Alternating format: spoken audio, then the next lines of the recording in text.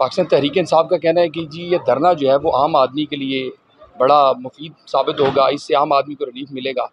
क्या क्या समझते हैं? उन्होंने बता भी दिया है फॉर्मूला, वो कह रहे हैं फॉर्मूला भी बता दिया कि ये होगा तो ऐसे होगा, ये होगा तो ऐसे होगा। कहते हैं महंगाई, लोड शेडिंग और ये जो सब ठीक हो जाएगी। हाँ वो कह रहे हैं हो यार जाए। फिर तो आज करे 25 तक इंतजार करा 2 दिन, आज शुरू करनी चाहिए मेरा। तो क्या समझते हैं क्या इससे? मेरी समझ को तो छोड़े ना, जब उन्होंने कह दिया आपने भी लगता है मान लिया उसकी बात को। देखिए हमारा तो ऑपोजिशन से सवाल बनता है कि हम भाई मैं आपको बता रहा हूँ, अगर हो रहा है तो मैं कह रहा हूँ आज ही कर लें यार। अगर एक चीज ठीक हो रही है तो अगर इसी तरीके से दफ्तर भी फिर ऐसे ही चलाएं, सारा मेरे ख्याल काम ऐसे ही चलना चाहिए। क्यों इन बिल्डिंगों में बैठे, रोड पे ही सारे मामले सेटल करने चाहिए मुल्क के, मजा आ जाएगा। तो आप क्या समझते हैं कि हुकूमत क्या किरदार अदा करेगी उसे 25 मई? हुकूमत ने अगर जिम्मेदारी ली है, ये अपने ऊपर बोझ डाला है। हम तो बड़े छोटे लोग हैं, बलूचिस्तान की पार्टी भी छोटी, लोग भी छोटे, तो अब संभालें, समझाएं, बैठें, बात करें, कोई रास्ता निकालें। सबकी जिम्मेदारी है। तो आप ये मुल्क यार 12 बात सुने, मैं तो हैरान हूँ ये जो हो रहा है।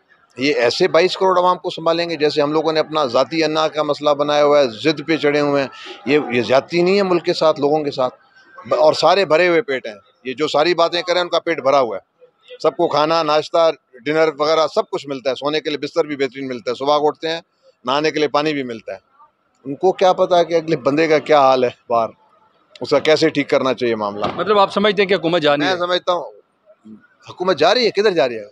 लंदन जा रही है, किधर जा रही है यार? कहीं भी नहीं जा रही। अपने टाइम पे जिसका जितना मुकर्रर होगा, अगर है दिन उनके नसीब में तो चलेगी, अगर जा रही होगी तो अल्लाह खैर करेगा। क्या मसला है? Thank you so much sir, thank you so much.